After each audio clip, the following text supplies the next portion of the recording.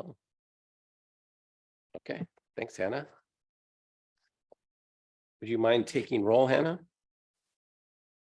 Call the meeting to order. Right. Commissioners present and establishing a quorum, Commissioners Nugent, Blair, Walker, Lockhart, Lewis, Dawkins, and Bull. Thanks, Hannah. At this time, we have time set aside for public comments. We allow 3 minutes for public comments or via email. Is there anyone in the waiting room that you can see?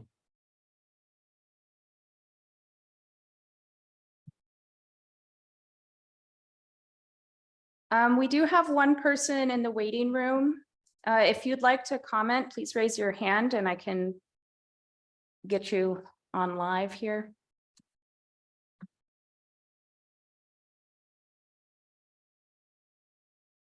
Nope. Okay, thanks very much. Go to minutes, if everybody has the minutes in front of them.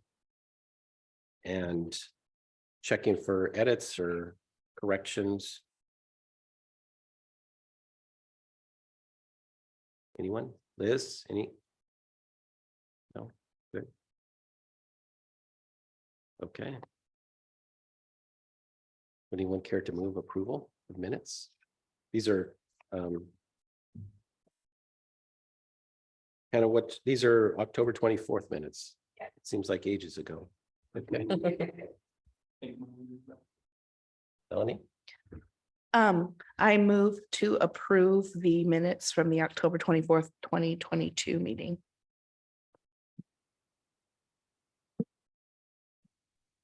Second. Second. Thanks, Liz. All in favor, please say aye. Aye. Aye. Opposed? Okay. Minutes approved.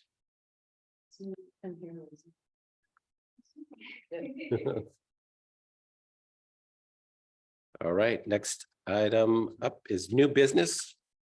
So we have a 2024 comprehensive plan presentation, introduction to the housing element.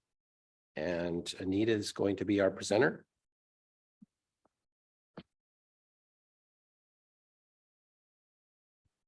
Thank you. Good evening, planning commissioners. I'm just going to go ahead and pull up my presentation.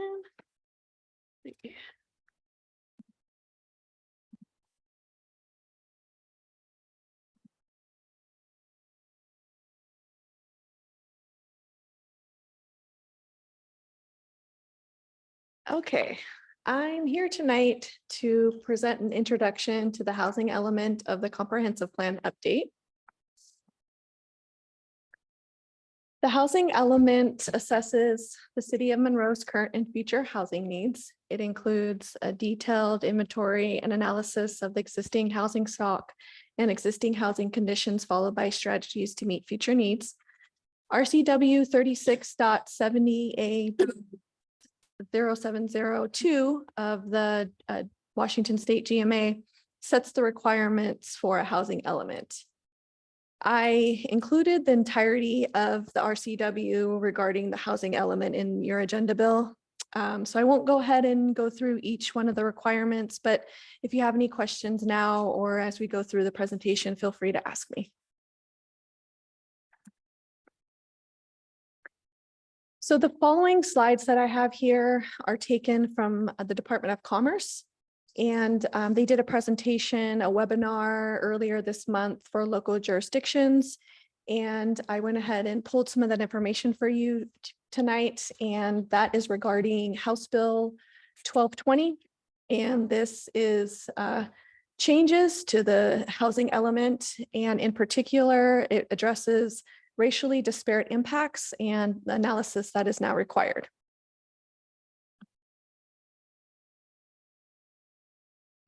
So some of those changes to the housing element are a change to the GMA housing goal. So before, the housing goal was to encourage the availability of affordable housing to all economic segments. It's now been revised to read, plan for and accommodate housing affordable to all economic segments. Another requirement of the bill is for Commerce to provide projected housing needs to local governments. So that is for moderate, low, very low, and extremely low income households. Also for permanent supportive housing, emergency housing, and emergency shelters. Changes to the local housing element include identifying sufficient capacity of land for identified housing needs within UGA's moderate density housing options, document barriers to housing availability such as gaps in local funding, development regulations, etc. Consider housing options in relations to employment locations and considering the role of ADUs. So other changes, as I discussed before, which are racially disparate impacts or RDIs, displacement and exclusion. So that's what we're going to be talking about a little more today, because this is a new requirement and new analysis that is required for jurisdictions in the comprehensive plan housing element. So what the requirement is for jurisdictions to identify local policies and regulations that result in racially disparate impacts, displacement, and inclusion in housing. Zoning that may have a discriminatory effect, areas of disinvestment in infrastructure availability, identifying and implementing policies and regulations to begin to undo racially disparate impacts, displacement, and exclusion in housing. Also identifying areas at higher risk of displacement and establishing anti-displacement policies. So it's important that we define these terms that we're talking about. So this is what Commerce had provided in their presentation. And so racially disparate impacts are when policies, practices, rules, or other systems result in disproportionate impact on one or more racial groups. Displacement is when the process by which a household is forced to move from its community because of conditions beyond their control. Exclusion in housing is the act or effect of shutting or keeping certain populations out of housing within a specified area in a manner that may be intentional or unintentional, but which nevertheless leads to non-inclusive impacts. Displacement risk is a likelihood that a household, business, or organization will be displaced from its community. Commerce has drafted a RDI guidance document. And so they're still working on it, but should be available at the end of the month. And then they will be doing a webinar for us next month. So that way we can find out more information on what that includes. But there are 5 steps to the RDI evaluation. And the first step is understanding your community. So identifying measures to evaluate racial disparate impacts, exclusion and displacement, and populations at risk. The next step is to analyze the data. So examine the data for RDIs, exclusion and displacement in areas, and identify areas of higher displacement risk. Evaluating current housing policies that the city has, and then revising those policies as necessary and according to the state statutes. Also reviewing and revising regulations. So that would include looking at what regulations and programs are needed to address and undo these impacts. So the next few slides are from Enumclaw. And so this is different tools that can be used to analyze RDIs and to come up with the data that's necessary to move forward in these policies. So this table right here is listing Enumclaw's housing tenure by race. And so as you can see, it's categorized with race, ethnicity, and then the percentage of owner units, and then percentage of renter units. And so this is looking at the housing tenure by race or ethnicity. But there's some also other measures that you can determine from this information. Homeowner rates by race, ethnicity, housing costs, cost burden status by race and ethnicity, and rate of more than one occupant for room. So This information is all available on the American City Survey. So this is something that we have access to and that we can use when we're doing our analysis. This next tool is measuring exclusion. So this is using MAP, and it's categorizing the estimated median value of owner-occupied homes. So from this data, we can determine if there's an over under representation of a subgroup in a certain area of the city. So this is very important when we want to determine, what areas that we need to protect as far as displacement, and looking at different groups and make sure that we're not segregating a neighborhood or things like that, so we can be inclusive in our city. So this is the same type of map, but this is just looking at estimated renters who are cost burden. So this is something that we can also do here at the city when we start to do our analysis. So this is just an example of what Enumclaw did. So another tool to determine measures of displacement is to look at foreclosures and evictions. So it looks like King County has an eviction tracker. So that's what Enumclaw used to find out this data. So I would have to see if maybe Snohomish County has something like this, or maybe when the RDI guidance comes out, maybe there's some resources that I can go to get this information. But this is what was available to King County anyways. So this is looking at areas at risk of displacement. And we actually did this analysis in the housing action plan. So we do have this data already, but this is just something that we would take another look at just to make sure that the information is correct. And this map that we did, or that we do already have in the HAP, is available on PSRC's anti-displacement risk, or it's an anti-displacement risk map, which is available on their website. A couple other tools that we can use is the location of existing affordable housing. So what Enumclaw did was they listed location of active enclosed manufactured mobile home communities, and this information is available from Commerce. So, maybe we're not going to necessarily look at this data just because there's not a lot in this community, but there's other data that Commerce has available to us for us to use. Something else that we can use is Policy Map, and this has a location of affordable housing and information on property. So this is another great tool when we're doing our RDI analysis. Next steps is that we want to make sure that when we do our initial RDI analysis, that we're talking to the community about it, that we're including all the groups, like I said, that may be in danger of displacement, and make sure that we include all groups in the city so that they have a say in our comprehensive plan. Some of the work that we did already during the housing action plan process, we can use towards the housing element. So that's a good thing. For example, we did a housing needs assessment. So we'll just need to update that with the 2020 census data. And then, the RDI analysis will be a complement to Imagine Monroe. A lot of this work will be done by our consultant through the middle housing grant. The city received a middle housing grant from Commerce. And for this grant, we need to draft a code that will allow a draft code, and it doesn't have to be adopted, but a draft code to create more middle housing options throughout the city.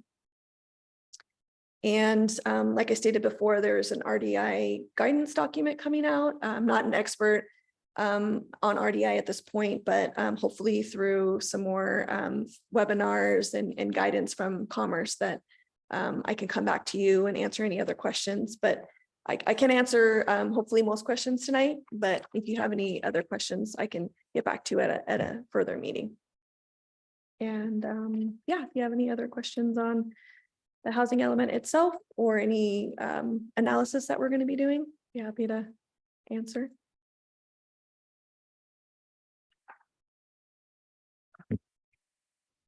So I'm just gonna add a few comments to Anita's awesome presentation this evening. The gal from Department of Commerce who put a lot of this work together, she reassured jurisdictions, all of the data she pulled was from the US Census 5-year American Community Survey. She said she was able to collect all of it within a day. And so a lot of this information, or actually most of it, is available for free online. And so again, we will be using all of those resources.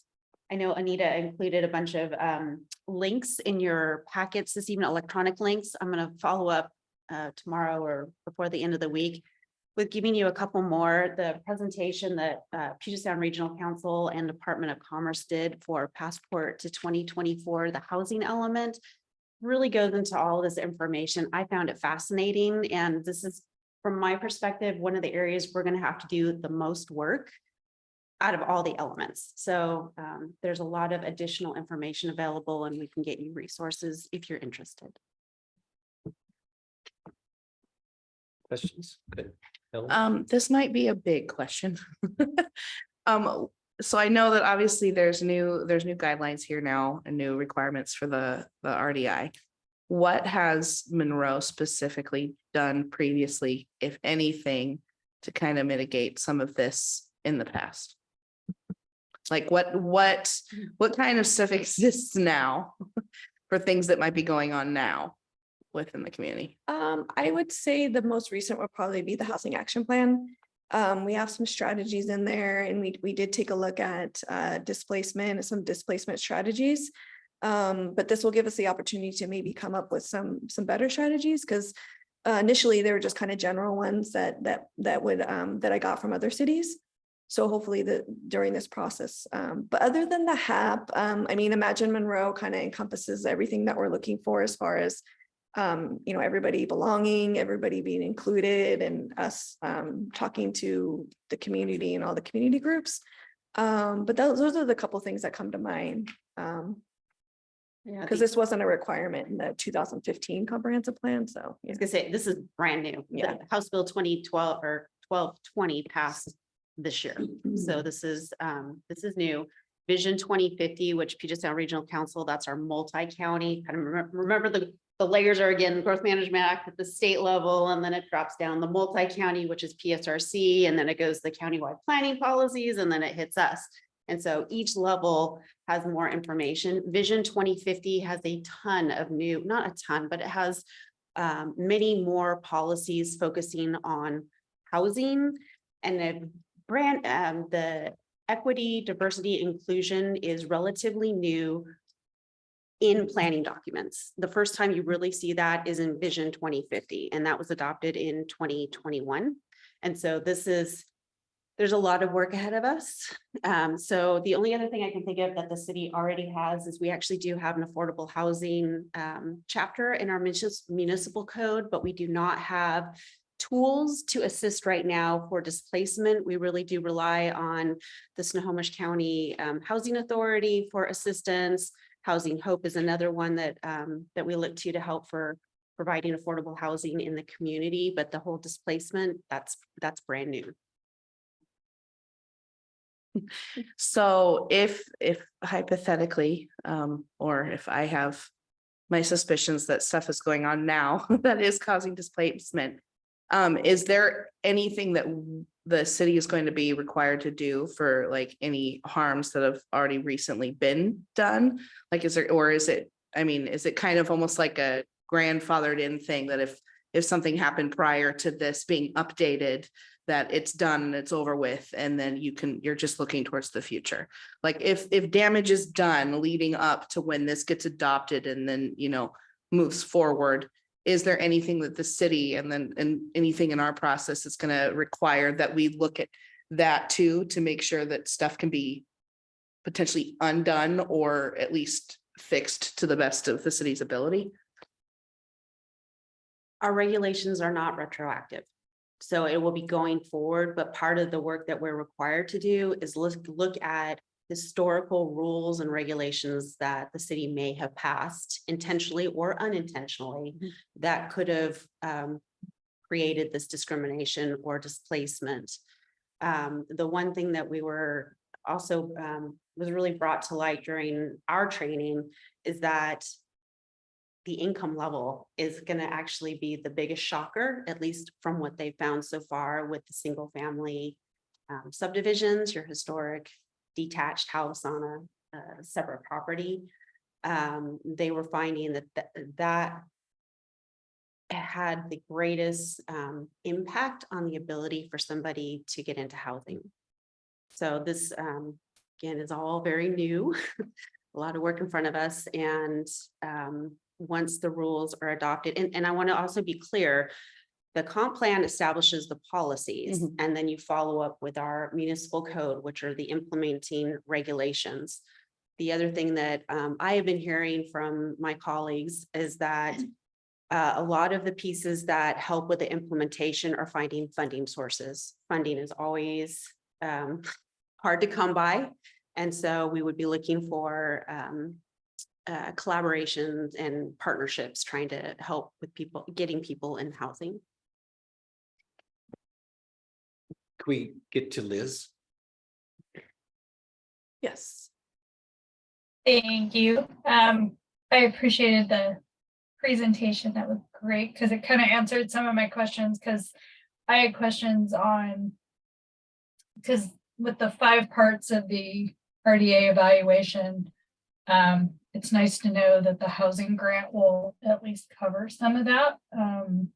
Because I was wondering how much of those 5-part evaluations, whether that was, us having to do more of that. And it was nice to know that some of that information is readily available, because that sounded really overwhelming. But I'm also really glad that this is getting done. I think it's a good thing. Whether it's past things that were missed or, we're doing the right thing now. We can't shun everybody for not thinking ahead. We're doing it now. So let's remember we've tried to do everything equitable. So I think the city's done a lot with the HAP community group, which is a really great group. If you guys haven't joined in on any of their stuff, they're doing a lot of really great things. So you got to remember we're all working as a team here. So anyways, I think there's a lot of really great stuff. So I just wanted to say thanks for the great presentation. It actually answered a lot of my questions that were popping up as you were talking. So sure there'll be more to come. Thanks, Liz. And Anita, so some of the commissioners weren't present when this was, when that presentation was provided to us, March 2021.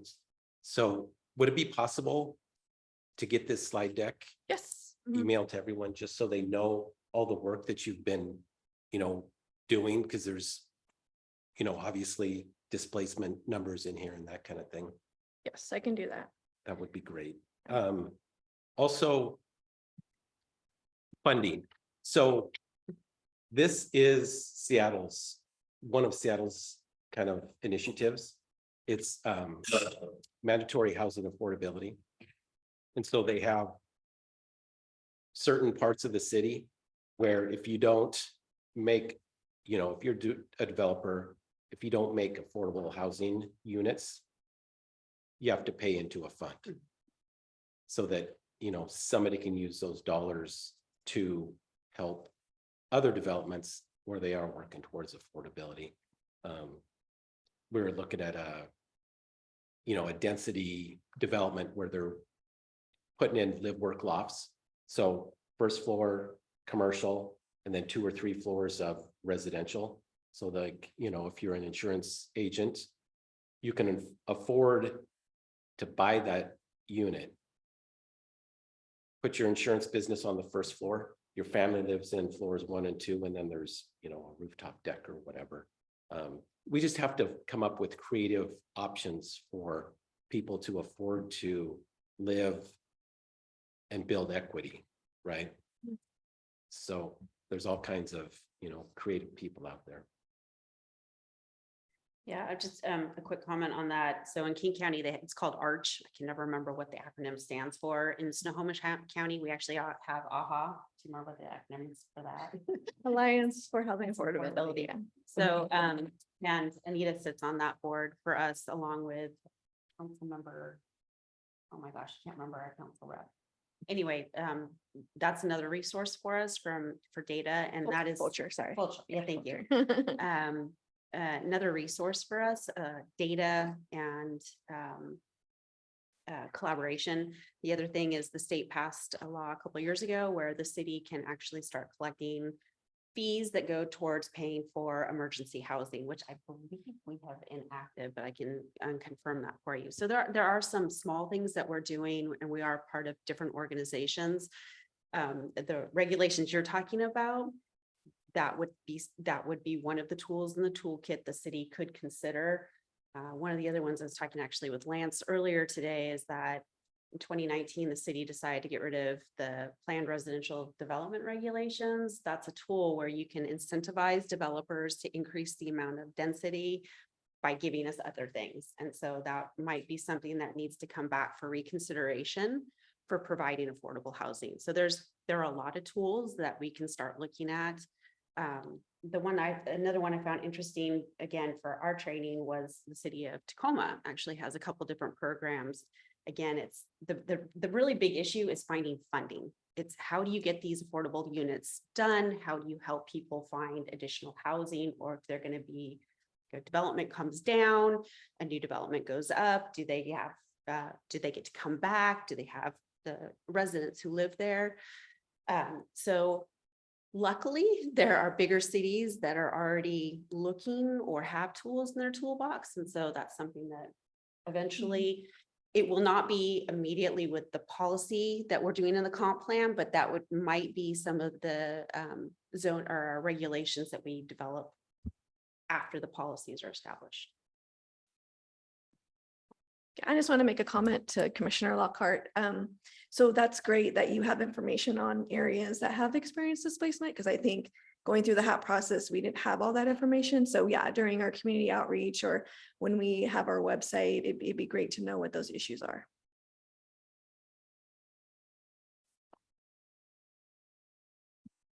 Thanks, Anita. Any other questions? All this kind of feeds back to the, we had an intern earlier. And so like, did we decide on what affordable housing means yet on like, or going back to the 20%, the developers do 20% of the units, or I can't quite remember all of his stuff. Are we using all that information that he found? So To for get the those tax breaks? yeah, so for the multifamily tax Okay. exemption, that's actually coming your way to the next planning commission meeting. Oh, So yeah, but yes, we're still moving forward with that. Mhm. But yeah, definitely. Did you decide on what percentage of the units would be for tax breaks, or is that kind of? soonish? Yeah, that's a little more into the process. So when I come back next planning commission meeting, it's more on picking that, because we had discussed the residential targeted area that we're interested in, and it looked like downtown commercial. Also, we're looking at Highway 2, some areas in the commercial district. So those are some things that we'll be talking about at the Cool. next meeting. Yeah. Okay. Jake?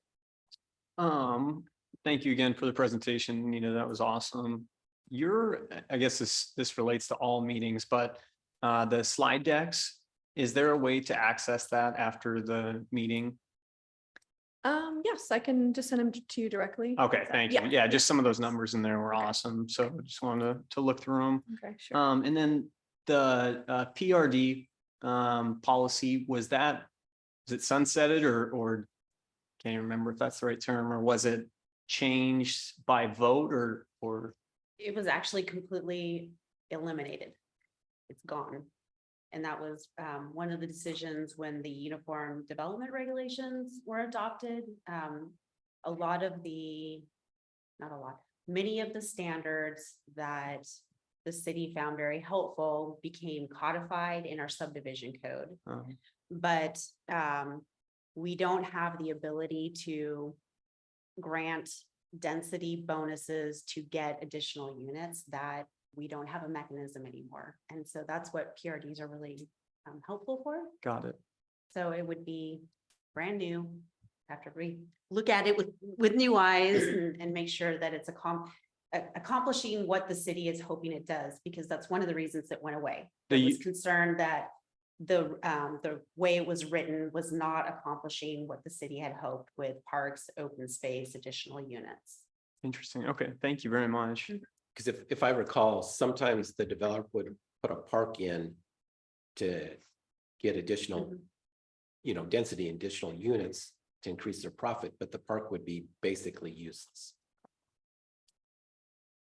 But you square footage wise, let's say it's 2,000 square foot, but it could be 4 feet wide, So. I can think of some parks like that. Okay. Yeah, that would be such a cool thing for, obviously that it sounds like it's in the works already, but for PRDs to come back in the housing element with the comprehensive plan.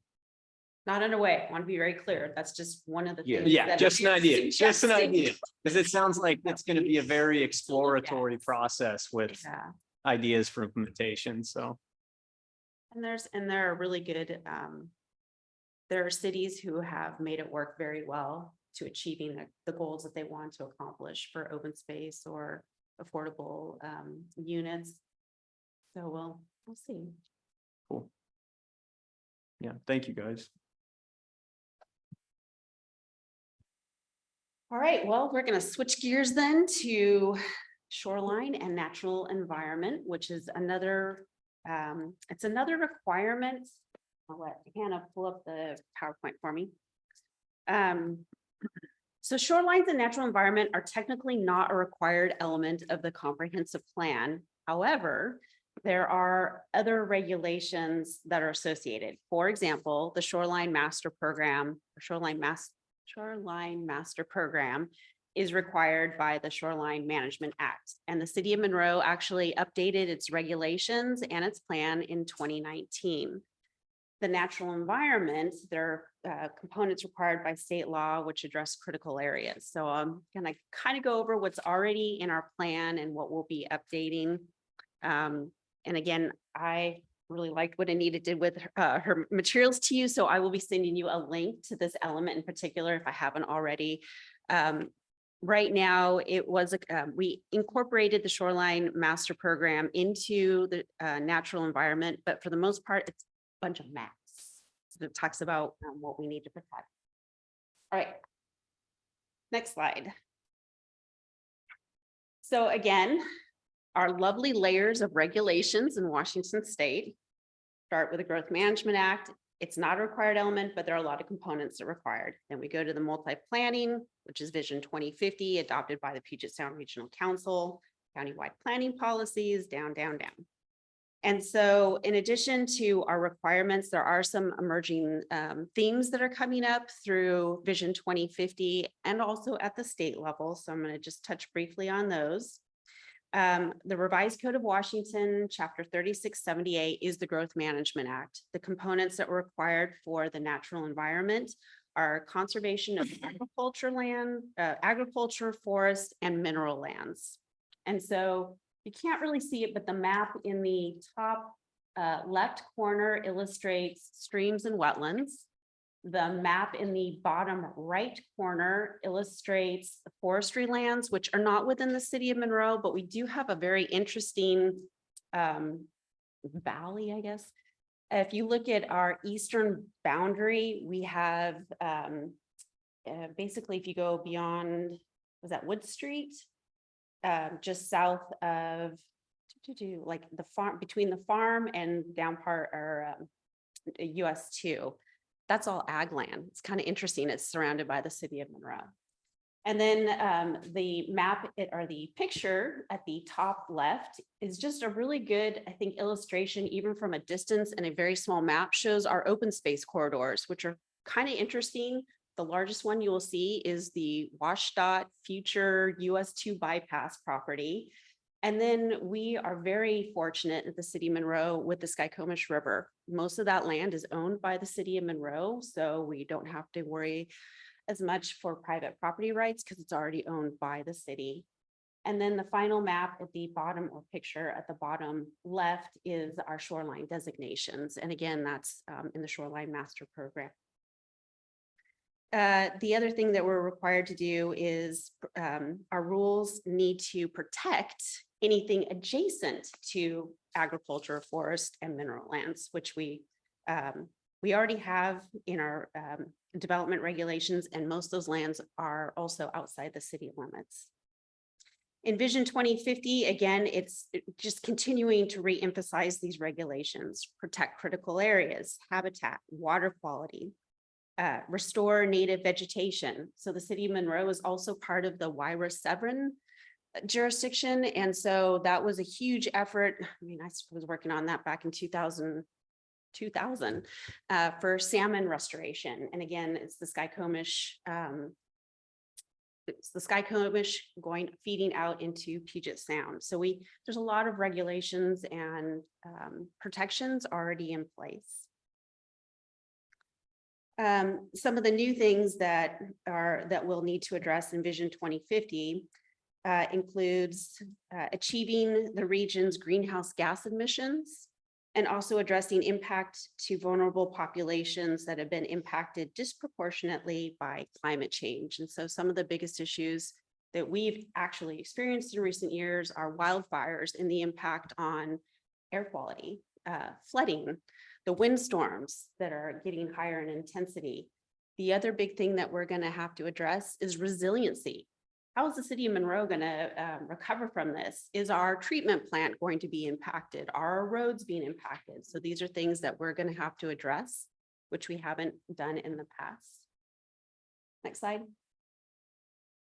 So these are the two specific goals. And I realized while I was working on this presentation, I need to get you all the goals for the Growth Management Act. I've gone over the mandatory elements, so that I'll be sending that out later this week, so you have all of the goals. Again, environment, protect the environment and enhance the state's high quality of life, including air and water quality and the availability of water. One of the things that we need to protect is aquifer recharge. That's how you get drinking water when it's underground. Open space and recreation, again, I'm going to just read it. Retain open space, enhance recreational opportunities, conserve fish and wildlife habitat, increase access to natural resource lands and water, and develop parks and recreation facilities. City of Monroe has been ahead of the game on a lot of these goals. We've had a parks and recreation element and parks plans dating back to the late 1990s. This is important to the city of Monroe, so we'll be building upon those. Next slide. Critical areas. This is a big deal. The change that occurred since last time we updated this is requirement for best available science. Again, the city of Monroe has done this work. We updated our critical area regulations in 2019, specifically focusing on wetlands. Look at my notes again. The other ones that we take a look at, so steep slopes. In that middle graphic, you can barely see it, but the red highlighted areas, that's where you have a steep slope, and the concern for that is slides. So we want to make sure that property and people are protected. Poor soils. So the big one that we're concerned about in this particular area is areas of liquefaction. So if you have an earthquake, that means it basically turns to mud. So we don't want to develop in those areas, or we're going down to bedrock. Again, the city already has regulations in place to protect critical areas and development. Next slide. Oh, I jumped ahead. My apologies. For critical areas, again, it's the best available science. We did that back in 2019. Next slide. All right, so we've already gone Growth Management Act, multi-county. The other things that, again, have come into play that are going to be new for us are addressing greenhouse gas emissions and resiliency. These are really big in the Vision 2050. And we've already been told, although they're not in the Growth Management Act, resiliency is something that the Puget Sound Regional Council will be looking for. We have to get our plan certified by them in order to be eligible for federal and state funds that come through PSRC. That's going to be something that we're going to be addressing in this update. Next slide. This is just a list of all of the other federal and state regulations that continue to emphasize our need to protect the natural environment. The natural flood insurance, Anita worked on that. She brought you some amendments earlier this year. The code was updated in 2021. The city benefits from that. So insurance rate for frequently flooded areas, there was a reduction in the insurance rate because of the work we've already done. State Environmental Policy Act. Part of the comp plan process is we have to go through and do an environmental assessment on the entire plan. Shoreline Management Act, that's been around since 1971. The city adopted its first shoreline management program back in 1971. So again, a lot of things the city's already been doing. We just need to make sure that we're keeping up with any amendments and updates. Next slide. So besides greenhouse gases and emissions, climate change is a big issue. Next slide, thank you. And again, this is the intensity of the storms we're having, the air quality we're dealing with wildfires, air pollution. You've been hearing probably on the news with the fire that was just outside of Sultan. Thank you. They've been concerned about mudslides, and that is because the vegetation has gone from the hillsides and now we have rain. And so cities are now having to figure out how do we recover if a road is washed out, or saw in Florida with the hurricanes, bridges were taken out. So these are the things that we need to think about. Monroe, again, has been doing this work since the early 2000s with the hazard mitigation plan. So this information, areas that we would be negatively impacted we're already looking at and assessing. And I'm happy to report, I did mention the wastewater treatment plant. We are ahead of the game. Many communities, their treatment plants are in the floodplain. Ours, for the most part, has already been elevated. So that saves us money and protects us from future potential damage. So go Monroe. Next slide. And so this is just a smattering of all the groups that have an interest in the environment and the natural environment, our regulations, the city, developers, the state agencies, the Tulalip's, all of our tribal partners who have fish treaty rights. They're dependent on some of the decisions we make because it can impact salmon habitat. And then to summarize, next slide. So again, the city is ahead of the game. We have a Shorelines master program. We have development regulations. We've adopted best available science for our critical areas regulations. And so it's a matter of monitoring what's changed, what's effective. New technologies are out there. In fact, Lance and I, we're actually having a conversation about there's new tools to protect instead of armoring the shoreline.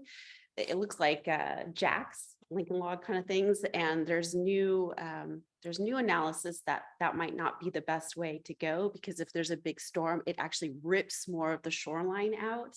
And it was put in place to create woody debris for salmon. And so technology is always changing. And so keeping up with that. And then salmon recovery, open space, we need to look at what's gone on with the WIRA, and that's water resource inventory area. And so there's more information that I can bring to you on that. And that really is a high level overview of what's in our code and what we need to do. Again, the big ones are resiliency, greenhouse gas emissions, and we'll have a lot more information for you. The last slide is just questions.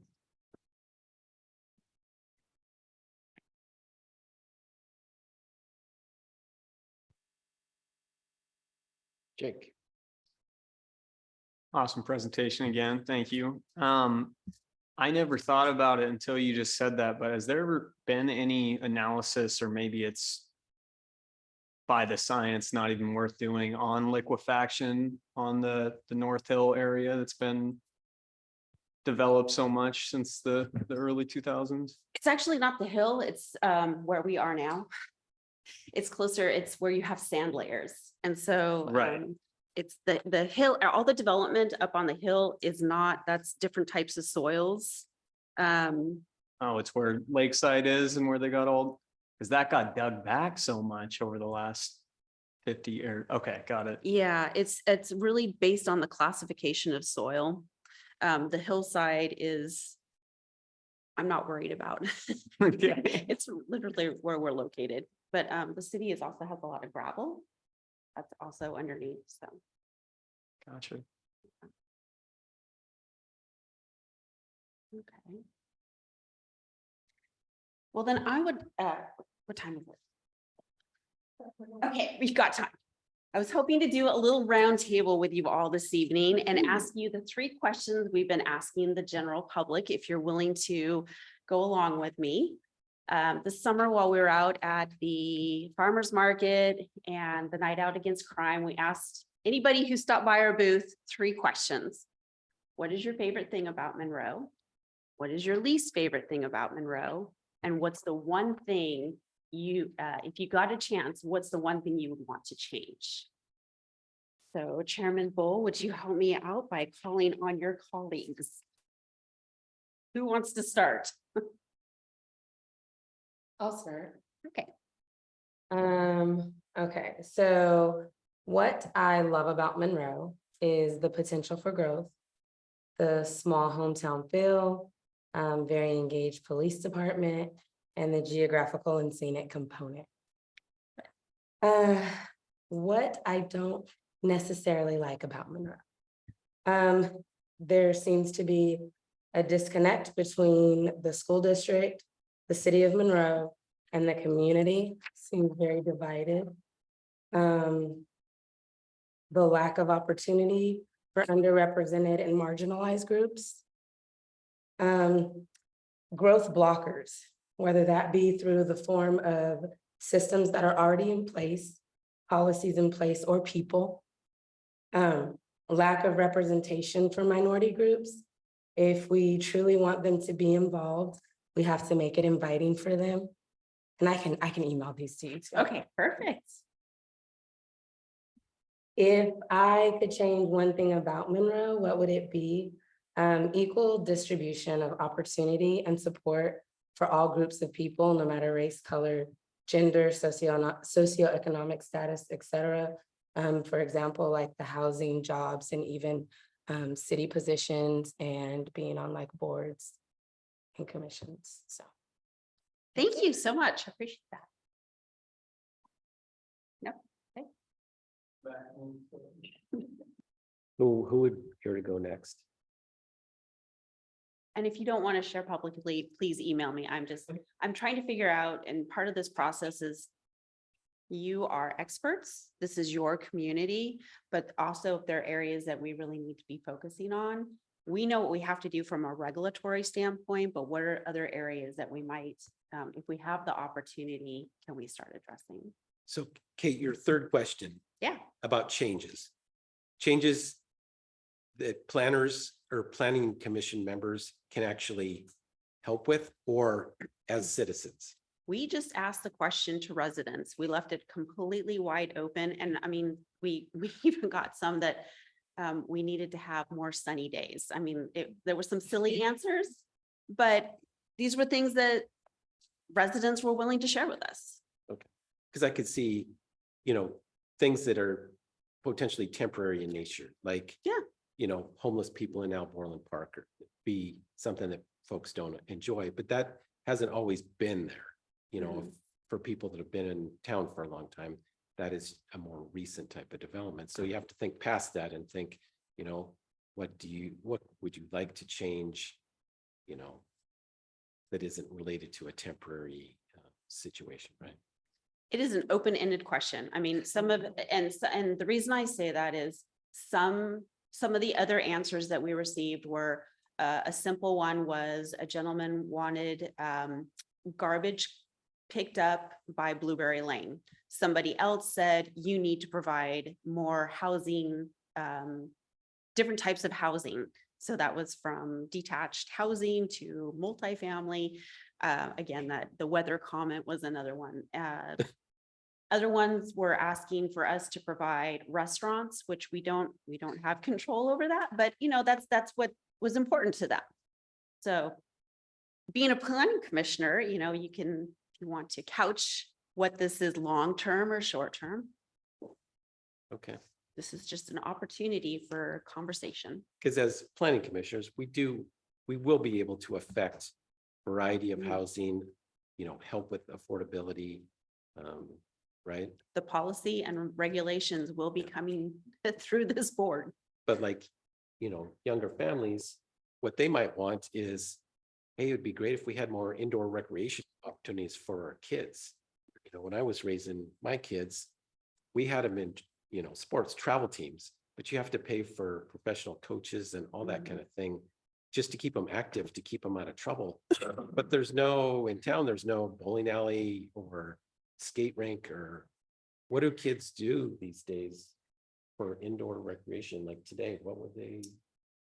Well, mine were at home. They just find something to do at home. Okay. I mean, to hit on that, like, I mean, I have 8 children, and so my oldest is 22. So really, I have 7 that are like, that need to find things to do. Thankfully, you know, they are involved in sports at school, but that element that, you know, Chairman Bull does talk about as far as it does cost. I mean, it costs a lot to have your children continually involved in things. And I mean, when I was growing up where I'm from, we had a bowling alley, we had a skating rink, like we had all that in town, you know? And so, but I know that comes along, what comes along with that is also like areas that are zoned for that type of stuff. And, you know, then you got people saying, I don't want it, I do want it, you know? And so it's like, I mean, that is something that, you know, I've even thought about, like just a place for our youth to go, you know? So, I mean, I definitely am there with you on that.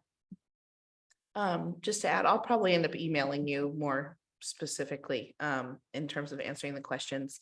Janelle really did touch base on a lot. And, you know, I've been super involved in listening to like school board stuff over the past few years since my oldest got into school. And so to kind of echo the, just a desire for more collaboration within those, like we have such amazing organizations here in Monroe, which is one of the things I love so much. A lot of amazing nonprofits doing incredible work. But in terms of like the government entities, you know, we've got our city, we've got our school board, and I know that there is some working together. And then I also know that at least the school district right now is going through a big transition. They're searching for a new superintendent, which, you know, when you've got the head of a district that's up in the air right now, and then the changes, and there's going to be new relationships that potentially need to be built unless they somehow come up with somebody local who already knows people at the city. But you know where I'm going in terms of collaboration, just to be able to build on that and to constantly be working together in like everything that you can.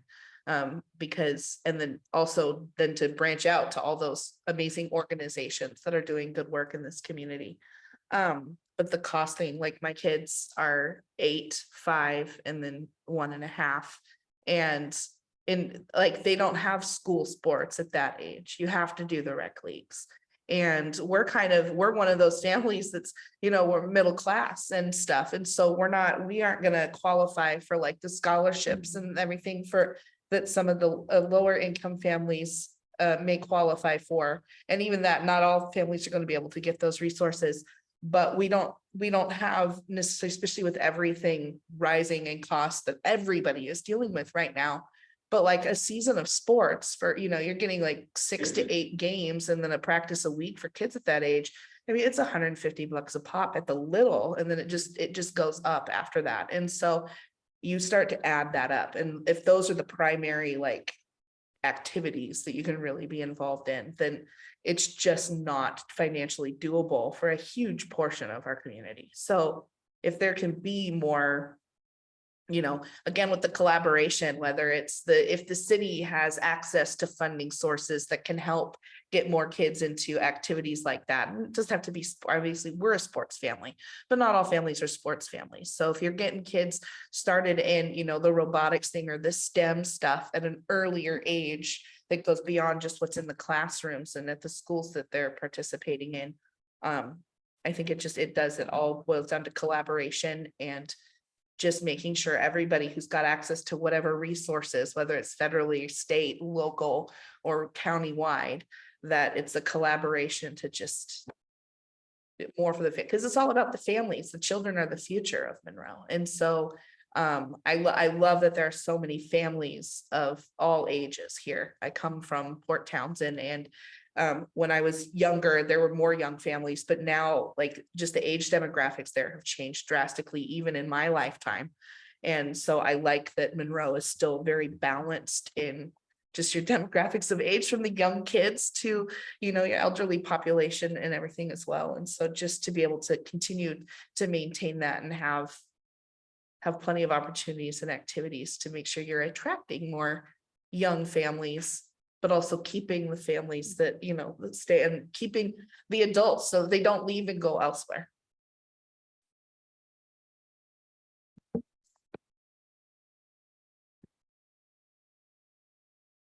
Kelsey? I like the natural beauty, the river. That's my favorite part about Monroe, is just how beautiful it is, and you can see the mountains sometimes. And I don't know, I just really like the scenic view of our city. What I don't like is that a lot of the perception of it is it's just a highway, and just coming into Monroe, it just feels really cold on Highway 2, and just like a big mall kind of thing, where there's so much more to it than just a quarter to Stevens Pass, because everything's just, we have so much, and it just kind of, I don't know, feels like pathways through it. And so that's something that, am I out of order? I don't like. And then to change, yeah, I guess just to make it more, and the big signs that we've done or have been awesome. I think that's helped a lot with like inviting people in, but just, I don't know, like the Highway 2 to connect it to that downtown, or somehow make it so that it's not such a divide between these, where a lot of the shopping is. And that's, I don't know, just somehow make that a little bit more personable and available, accessible to all the people that live down here to get over there, because there's not really like walking there doesn't seem to make a lot of sense. But I do love the river. Lance told me more signs are coming. I think he said in the next couple of weeks, the continuation of the new Monroe sign package. And I think some of them are coming for downtown. Cool.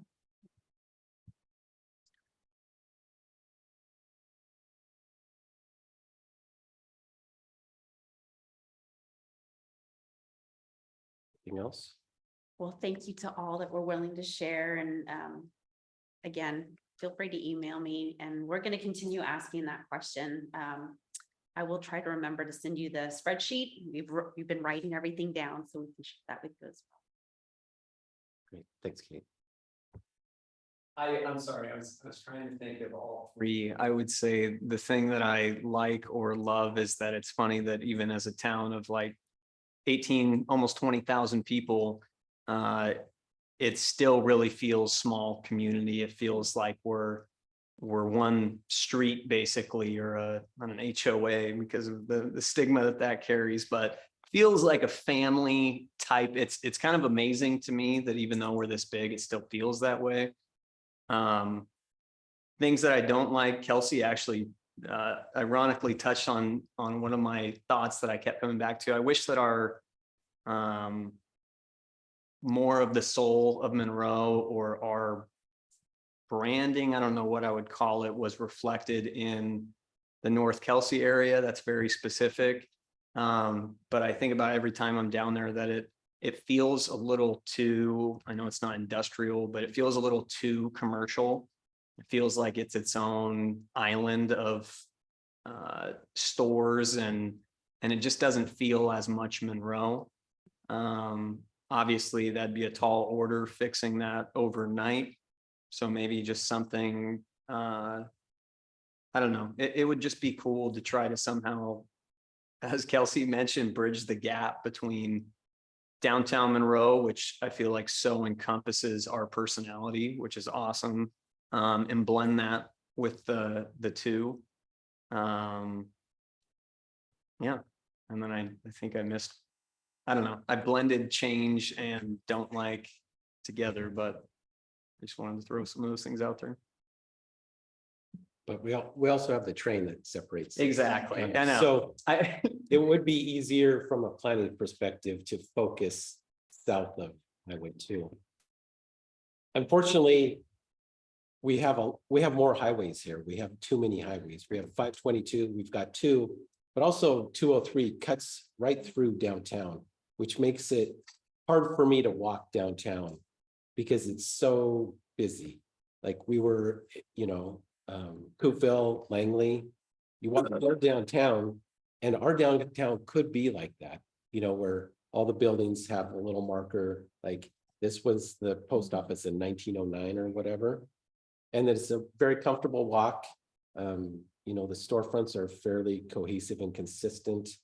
I know the promenade, the word promenade means walk, but for me, it's not really that comfortable to walk downtown. There's just too much, it's Main Street is just kind of a shortcut from 522 to 2 for a lot of people. It's not like just a regular old time, street.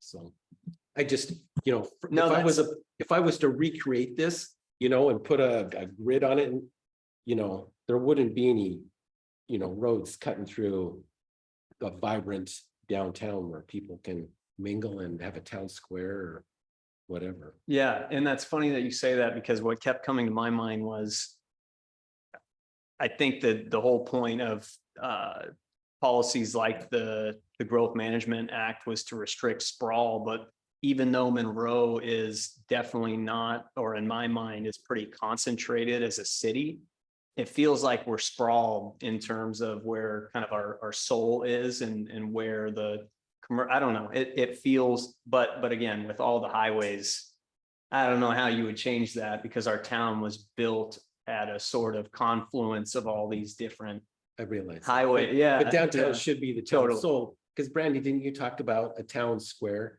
And that should be, somewhere in the vicinity of real downtown, right? It shouldn't be, some weird place that people have to try and get across the tracks and Highway 2 to get to. We need to. Hey, that's 50% Monroe, Jay. I know, but we wasted an opportunity on North Kelsey of having a Mill Creek Town Center that was, that kind of thing. Once those got in there, that erased any hope of having a real town center up there. Isn't there city land right there that they're selling right now? So Indeed, is yeah, that not but it won't an be opportunity the for- same master plan that it Mhm. was, where, there's just, centered around, a town center. I mean, there's nowhere to put one now. Do you have? I was gonna. Yes. Oh. I'm waiting. Liz?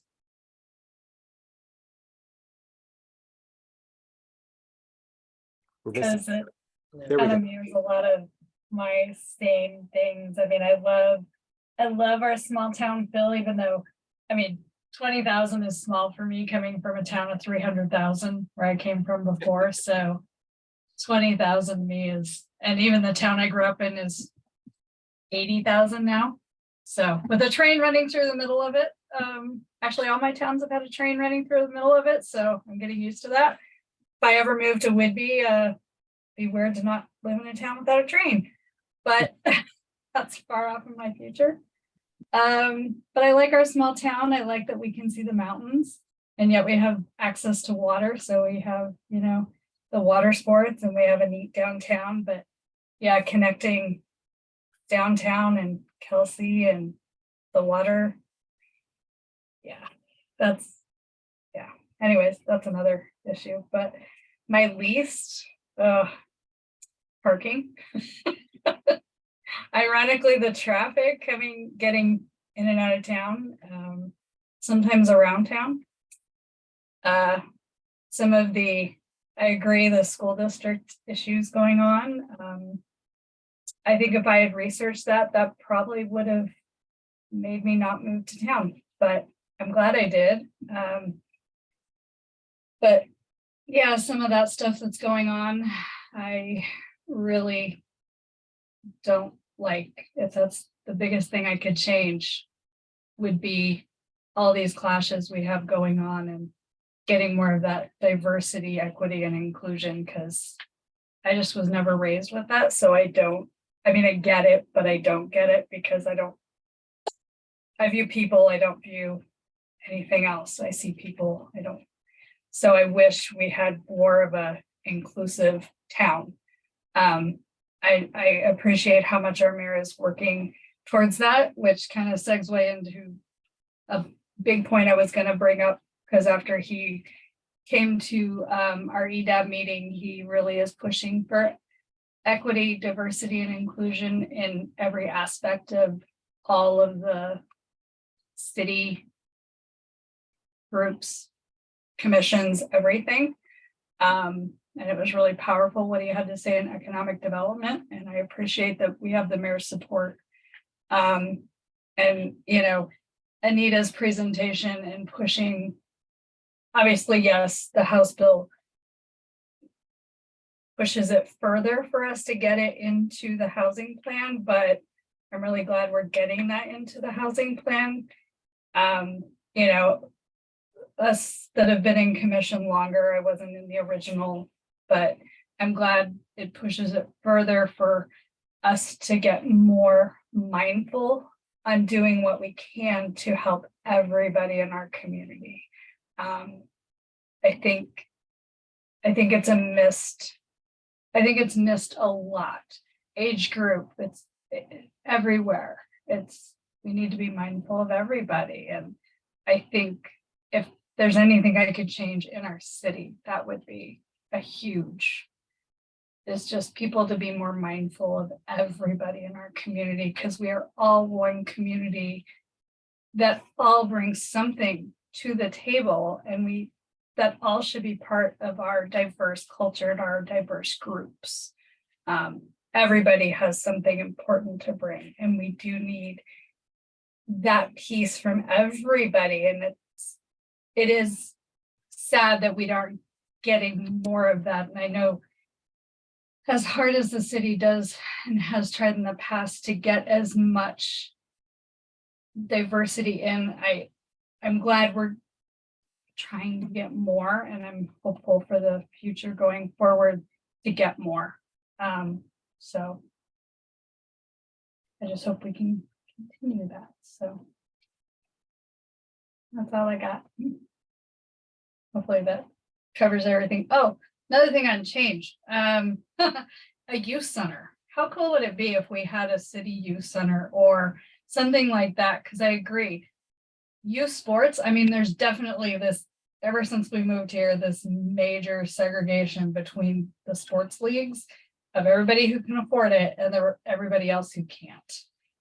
And I don't know, coming from an area where we had youth sports, and if you're smack dab in the middle where you make too much, your kids, you just didn't get sports, which is my kids.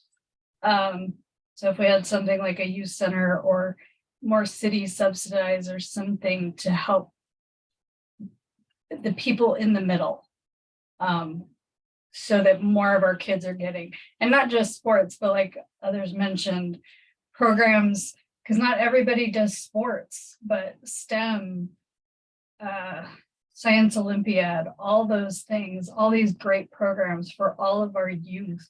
I mean, that's where we need to start and get our kids involved and not forget our seniors too, because I mean, they're very important in our community. We need all these parts working together, so.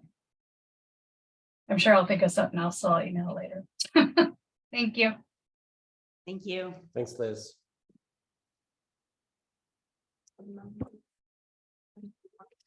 Oh, what I was gonna say was gonna be parking. I went and all I wanted to do was pick up my cheesecake that I ordered from the bakery last week, and I had to do like 7 laps around downtown before I could even find a parking spot to just get out and go in and pay for my cheesecake.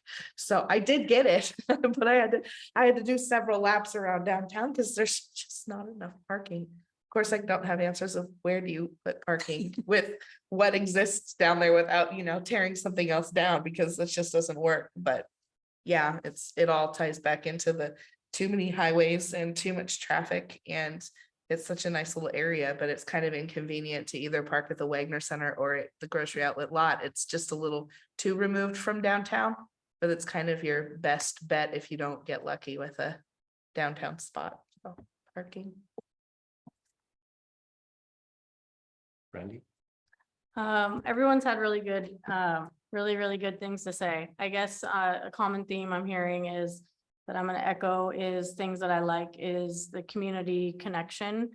How people, we run into each other at the store or at the school because it is still a small enough town, and that's how organically people make connections and then do things that is needed, such as bring somebody a meal or start up a youth center, or then the needs, people take care of each other because they see the need. And Monroe has been growing. It's still small, but I grew up here, so I've seen the 4,000 people, 8,000, 15, and now where we're at. And I think we need to take some action so that we keep that closeness, because that's the one thing that I would say I don't like is I feel like we're starting to lose that. Traffic is a good example. People say traffic, but a lot of what I see as the traffic problem is people speeding, people not letting other people into traffic, people not letting people cross the street. And those are things that people do when they don't care about their community members, because they either use this as a bedroom community or I'm not sure why you wouldn't stop for an old person crossing the street at any person, but what I would change is just we have a good, the Imagine Monroe has a good message. We have good people in all of our different groups and in our town. I think if we just find a way to get the message out better, and make more connections, like the city being in charge of that, because the city usually lets the chamber run events, or the Boys and Girls Club do the sports and all that. And if the city wants to affect a more overall change, I think they are going to have to organize some community events and community connections between the different nonprofits and the school district, and make that an action item.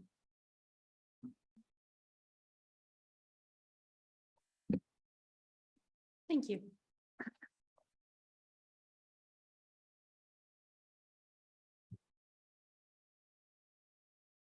Who else? Thanks, Brandy. Kelsey? Huh? I already shared. How about you? I thought I shared.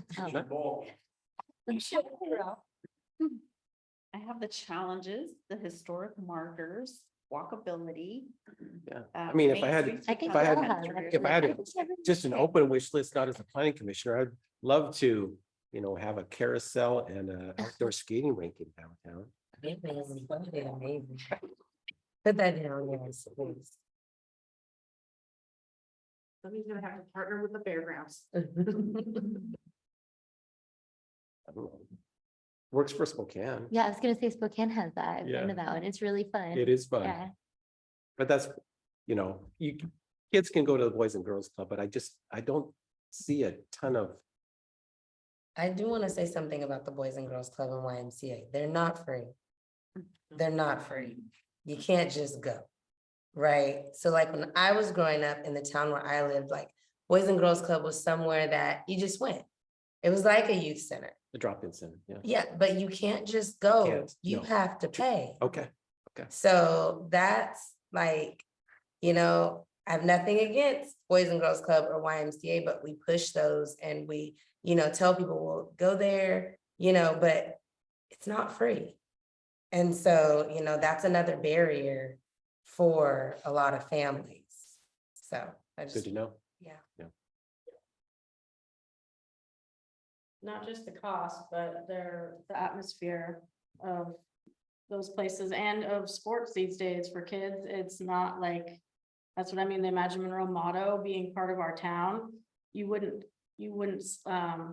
try going to a youth game, I guess, and watch the parents on the sidelines, basketball, football, soccer. They don't represent the values of the people that we've been getting feedback from. So some kids choose not to play sports now because of how their parents are reacting, and so Monroe, if we want to get a motto that everybody kind of follows, I think that could be helpful. I'm just gonna leave this on now, and I'm sorry, because we're just acting like it's a Christmas list. I mean, it's coming, right? Just to touch more on the YMCA too, is, you know, we've got all this water, we've got Lake Tide, we've got rivers, and, you know, I think most people can say that they'd love for their kids to learn water safety and be able to go out and take advantage of that. But another thing is swim lessons. I think in Monroe, the only place to go is the YMCA. And to put real numbers on it, if you are not a member at YMCA, which for a family is over $100 a month, unless you're getting a scholarship. So I'm just speaking to the families who don't qualify for those. But it's over $100 a month for a family to have a membership at the Y. But if you are not a member, for 8 swimming lessons, for even the very beginning levels, it's $144 for 8 lessons. And if your kid needs the level 1, 2, 3 times because they're 4 years old and first learning how to swim, then you've all of a sudden, you've already racked up $500 just getting them through the level 1, and they're not swimming after level 1. They're being accustomed to the water at level 1. You go up to level 2, they're still not fully swimming after level 2. So you can see how this money, it gets to be too much for most families. And so, yeah, I just wanted to put an actual cost, because we've done it recently. We've done swim lessons for our kids. We've got our kids in boys and girls sports. And again, they're 8 and they're 5. This is the lowest levels of the sports. It's $150 per kid per season. When they get up to the 3rd, 4th grade, it goes up to $175. And then the older grades, it's $200 for a season. And it's about 8 weeks worth of sports. And then you pay it again to put them in another sport. And so this is stuff that this is money that hurts families when there's not extra money there. So. And that's why they don't let them pass. And the street, that's why they don't let them cross the street. They're so mad. They're mad as hell for money. So I don't want to let you guys. But realistically, this for Jake, who's going to be a father here shortly. Are you really? Yeah. For swim lessons, Lake Tide before the swimmers is kicked out. Yeah, just throw them in there so you don't have to waste your money at the Y. There you go, build the immunity. Yeah, before middle of The August or immunity, so. right. Yeah. Give them all their swim lessons up till then. Perfect. I'll write that down, yeah. This is the power of an open-ended question. Okay. Brandy got up or brought up such an awesome point about the city almost taking on a role as a not coordinator, but some sort of I guess middle point that gets groups together. Maybe it's leagues, community organizations like the YMCA, what have you. Is there a precedent for that? I think my brother is at City of Kenmore, and I know that he was saying they're putting on a lot of parks events and things like that. Is there any other cities in the area where the city is engaged in youth events, that kind of thing? So every community is different. I actually worked in Enumclaw, which was the test child for the housing, and they didn't have a YMCA and they didn't have a Boys and Girls Club. And so the city of Enumclaw took on that role. a lot of the activities still wasn't free, but it was more affordable, and It's I'm amazing. dating myself because this is back in the 90s. So it just really depends on how your community is set up and what the capacity is. I mean, that's another thing. City of Monroe has not always had a parks department. When I was here in the early 2000s, that's a relatively new department. So it depends on the community you're in and what other alternatives are available. Because there's a cost. If it's Right. not being put on by a private organization, taxpayers are gonna have to fund anything that city puts on. And that needs to be part of the conversation. If you want to have the city taking on a different role, do we have the capacity? If we don't have the capacity, what's it gonna take and what's the cost? And is the community willing to pay that cost? Because anything that's done by us, it's taxes. Yeah. And generally people don't like to pay taxes, even though they benefit from it. So Yeah. definitely worth the conversation. Yeah, it's so fascinating, especially because Janelle and Melanie are so right. And those figures are for one kid, let Oh, I know. alone when you have multiple kids. In high school, I am just blown away by anybody that has more than one child and, so has an older child, and it's just, I paid those costs. It hurts. It's unimaginable. So yeah, if the city, if we can continue to kick that idea around, I don't know if it could relate to the comp plan in any way, I'm not sure. But Not really, but. yeah, I don't know, we could get creative. Yeah, just some way that the city, if there's any route for us to help ease that burden, or heck, maybe I'll draft a proposition for a tax or something. I don't know, just some way for the city to help enable our families with kids to be engaged. It's pretty crazy. I know that when I was growing up in Little League, my family didn't have a lot of money, so it was tough every time, and we got scholarships a lot of the time. And I don't know if it's if they still offer those, but man, I don't know. I would love, I guess I'm adding that to my wish list, as Melanie said, but any way that the city could assist families in that way, I think it would be huge for families. Sorry. What do you have for us, Anita? I was just gonna make a comment. I love the idea of collaborations, and wasn't there a collaboration with the Y where Monroe residents got to use the pool for free? Or is that there's? Oh, okay. In the summer. Oh, in the summer. Okay, so And yes. so if you take your water, sewer, whatever bill comes from the city, Okay. water, if you take that, Mhm. then you get to do it for June and July. Okay, I'm just It thinking. used to be different. It used to be different because I thought there was some agreement at the very beginning Yes. when the pool went in that Monroe residents could always use it, but Yeah. maybe that, okay. It's changed. There used to be one for the kids. The kids used to be able to swim for free. Okay. But something happened a couple of years back and that went away. Oh, okay. I'm just thinking, yeah. You gotta remember a 7-year transplant here, so. Compete in the pool. Oh. But things like that, I mean, if we could get something going again where, we could use, or residents could use the pool, that'd be awesome, but. Well, I really appreciate this conversation. It's really, it's helpful to just hear what's important to you and things that we can actually do from the planning side, because it is talking about land use and policies. I really appreciate the conversation. Thank you. Okay, thank you. That's it for comp plan stuff. All right, great presentations Yeah. today. Get to our. I guess the only thing we have left to do is discussion by commissioners and staff. So let me start with Liz. If you have anything additional to add, feel free. Well, I mentioned the mayor coming to EDAB, which was amazing. I think I've mentioned it before. Yeah, there are a lot more city signs coming.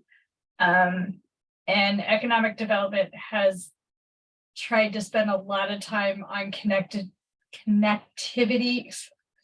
with the city and the waterfront, downtown, Kelsey, the fair, which is the new path that's going in front of the fair. That's something that economic development worked with the city a lot on. So that'll be awesome when that is done. That's the construction that's going on in front of the fair. That'll be a really nice path. But yeah, economic development has been working a lot to improve connectivity, bikeability, to help connect the North Kelsey side with downtown to make it easier for biking, walking.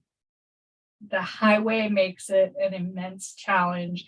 And then also, you guys know this path better, but that main hiking, biking trail from Duval or farther, it goes all the way to Snohomish.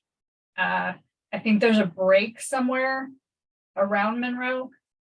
There's still some talks on getting that connectivity finished so that there's a longer path that comes, it's farther than Duval, that goes all the way up through Snohomish, but getting that reconnected or finished or something. I apologize, I'm totally butchering that. But economic development is really deeply working to try and fix a lot of the connectivities. So we do listen, and I take all this information, all these comments back to them that yes, everybody still wants all this. So we are listening and there are people working on it. So thank you guys. I appreciate that. So hope everybody had a great Thanksgiving as well. Thanks, Liz. Kelsey? New here, survived that storm. That was crazy. Thank you for the presentations. They were great. Thanks. Melanie? No, I think you've heard plenty from me tonight, but just thank you for the presentations. They're excellent, and you're always a wonderful sources of information as we're learning how to navigate through all this, most of us for the first time. So I appreciate all of you, and I appreciate all the work that the city has done and the various boards and stuff have put into this in the past, and that will continue to do so as we go through this process the next couple of years. So thank you very much. Janelle? I just want to say thank you for your presentations. Just to echo what Melanie said, being a newbie, it helps with all the definitions and all your great explanations. And that is it. The only thing I had, so usually the second meeting of the month, we get the planning newsletter. Is that available?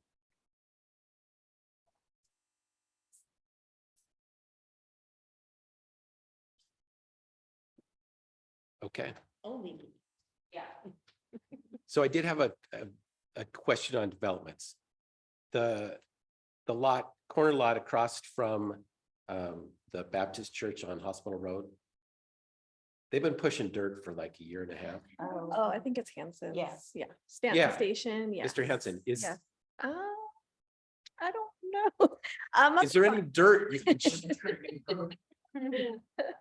because it usually doesn't take that long. I just want to make sure that Yeah, the city and is Usually Rick is helping pretty, him with his yeah. permits.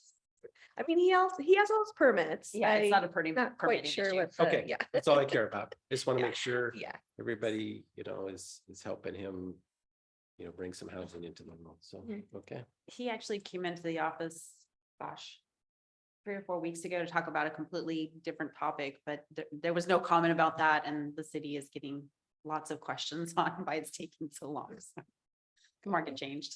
It's quite muddy. Okay. Thank you very much.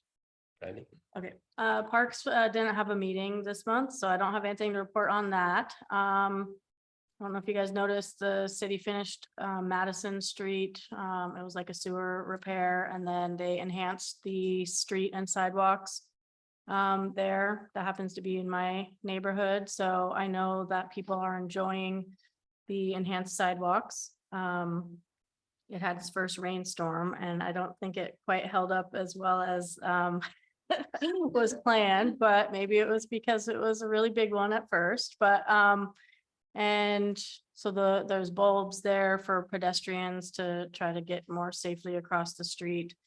And then last night was the Light Up Monroe event, put on by the chamber. I was at that. It was really well attended.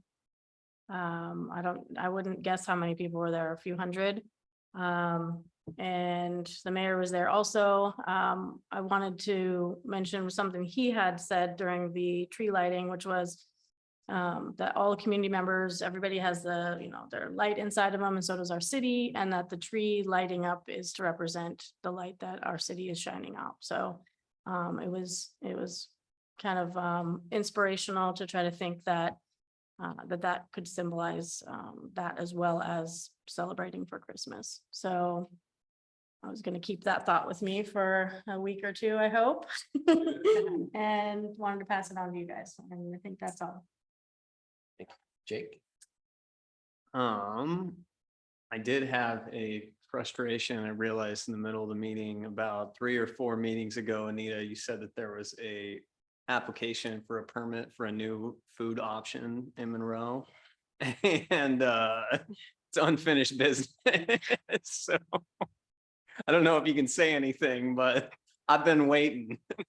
Well, actually, I just heard that they're gonna be picking up permits soon. So yeah, there was no communication with the applicant for a while, but yeah, so hopefully.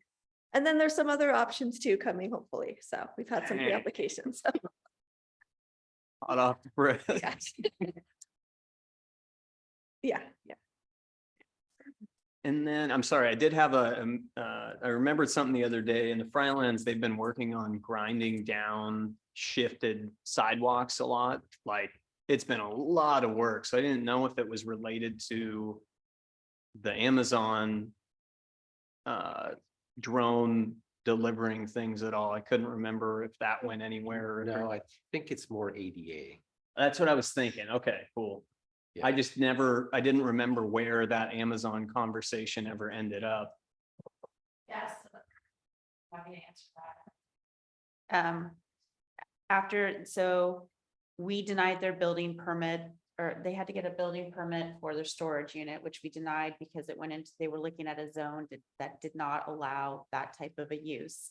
They appealed that. It went to the hearing examiner. It was a very interesting, it's the most interesting hearing examiner appeal I've ever heard. The applicants really didn't provide a lot of information. The city said it's not consistent with code. We said, we are more than happy to have a conversation with you, and we heard nothing. And my understanding is all of the bots have gone away. In fact, okay. Wow. So, yeah, but I would suspect it's also ADA because Right. the city does have requirements for compliance. There was a federal case that came down, and all cities and counties need to make good progress for accessible road crossings. They've done a good job. Okay, cool. That's all I got. Thanks, Jake. Kate? Yeah, I just have, I have a handful of items, and this is really more of telling you what to expect in January. You're gonna have 3 presentations, and I'm still not sure they're all going to be on the same night or if they're going to be broken up. Jody, our city clerk, will be coming to give you a refresher on the Public Open Meetings Act. And then you will be presented an overview of our budget by our finance director. And then the mayor will also be coming to talk about Imagine Monroe. So I'm still trying to figure out, and Hannah might actually have more information if that's going to be your first meeting, broken up between your first and second meetings, because we'll also need to do election of officers, chair and vice chair at your first meeting. So those are coming up. Other than that, Lance and I met with our consultant team earlier today to talk about the comprehensive plan. They're making progress. We're very hopeful that early January, the website will be up and running, and we will start having presentations before you and have a much more detailed schedule very soon. So a lot of, it's really been the data collection has been going on, and some of the background regulatory review. And so All necessary, but not very fun to look at right now. That's all I have. Yes, I just wanted to mention that, so I don't know if you've heard of the Alderwood Zip program in Linwood. It's kind of like, it's done by community transit and it's kind of like an Uber service, but it's done by community transit. So it's a certain area where they make connections and so it can get people to grocery stores, restaurants, things like that. So thanks to Kate, for advocating for Monroe. So it's a pilot program right now, but they're considering adding Monroe to that. So I think that'd just be a good opportunity for, we were talking about people getting, from downtown to maybe North Kelsey area. That's an option. So, and it's pretty affordable too. I've seen them in Linwood. It's like a 12-passenger bus or something, right? Yeah, No, no, it's, they're vans and in cars. So, Okay. yeah, it's just, yeah. yeah, unfortunately, we're not the next immediate pilot. Arlington, Lake Stevens and. Arlington, Yeah, are the next, Arlington, so I but keep saying, what about? and that's all I had. Okay, you. thanks. Thank you both very much for your presentations. It's very helpful for us to get background and get us up to speed on some of these things. Thank you. Hannah, what do you have for us? Kate took my only item for tonight. Just a reminder about the chair and vice chair elections on January 9th. It's going to be an agenda item. We have lots of new planning commissioners and I'm new to this as well. So Awesome. we're going to rely on Jay and Kate to lead And us through this. And usually we're required to assign seats, aren't we? Yeah. But it there's works a okay, seating doesn't it chart. work okay that she shuffles us every once in a while, so we have no idea where we're sitting? Honestly, I forget where you guys sit it. It makes it pretty exciting. Yeah. We're